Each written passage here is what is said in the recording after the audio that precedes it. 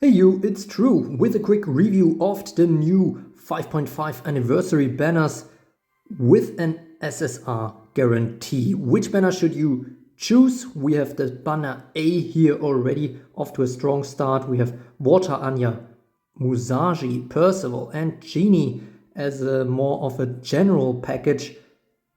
And all of them are actually pretty decent. Genie is a bit of a dud, but even she can help. All of them can do some good stuff at one copy as well.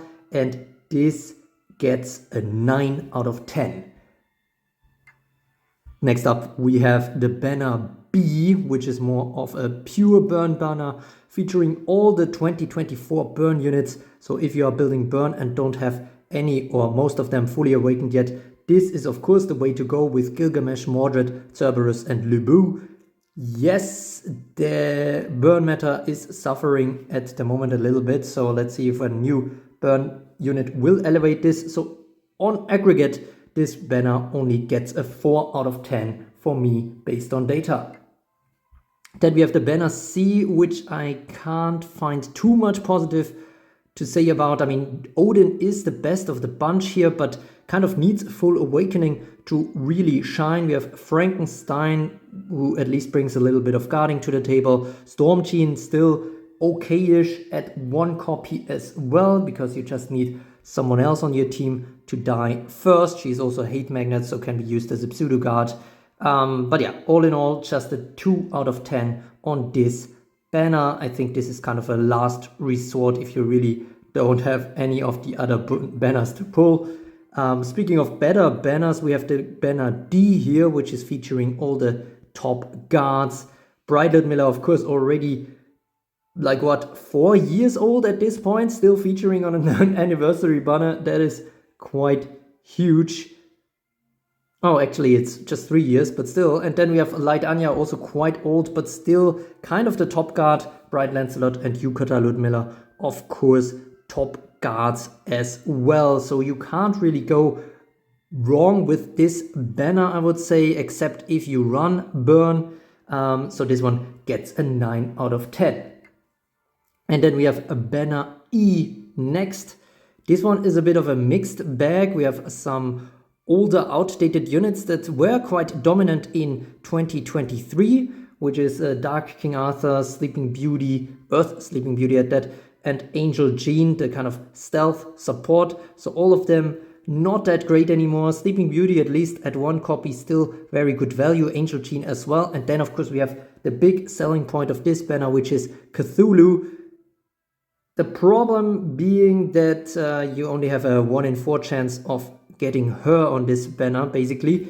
And yeah, but also she's a poison unit and the other ones are kind of sleep and stealth. And so it's a bit all over the place.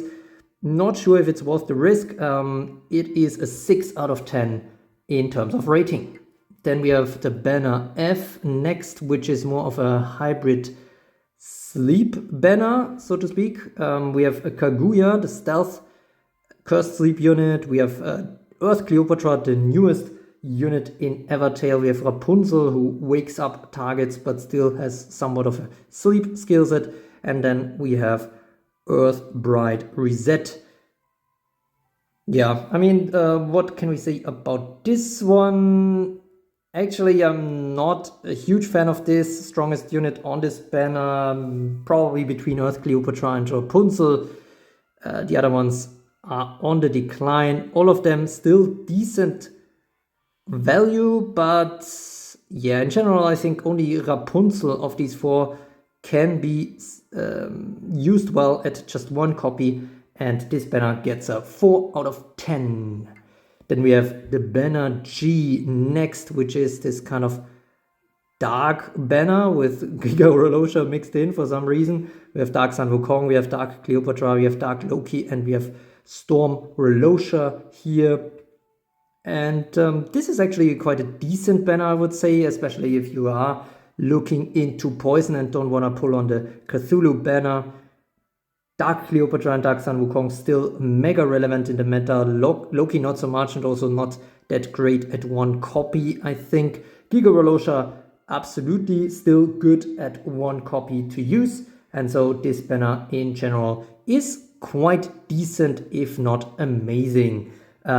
This is getting a 6 out of 10. And then we have a sleep banner in the banner H next, and this one is quite mixed as well. We have Water Cinderella, of course, the strongest sleep unit in the game right now, at least if you're only looking at water sleep. Then you have Water Otohime and Water Sleeping Beauty as well, who are great in sleep teams. Otohime also having some good value as an entry unit at just 1 copy. But then we have Ludmilla and Clarice, which are over 1 year old, which used to be very good 1 year ago, but these times have long passed, and now they are really nothing to write home about, especially at 1 copy. So it is a bit risky, and you know, Water Sleeping Beauty and Otohime also are not super great. If you are running sleep, then this banner is still the way to go, but it only gets a 4 out of 10. And then we have the banner I, which is actually pretty massive. This Storm banner features King Arthur, Unicorn, Napoleon, and Himiko. King Arthur, I think, is still the very best unit maybe in the game right now, but definitely the very best unit at just level 1. So if you don't have much resources, then you can still very successfully run King Arthur in your team from reinforcements. Then we have Unicorn as well, which is a great support, kind of giving the armor and stunning enemies on entry. Of course, kind of need the full awakening to reliably do the latter. And then we have, of course, the new Napoleon, which also works quite well at 1 copy. So yeah, all these 3 pretty great value at just 1 copy. The only one sticking out here a little bit is Himiko, who is already nearly 1 year old, but also not that bad, honestly. And this banner is actually, based on data, the very best banner, getting a 10 out of 10 rating. If you are completely new and go into these banners from a blank slate, then this is definitely 100%, I think, the banner to go for you. And then closing it out, we have the banner J, which seems a bit like a leftover plate of burn.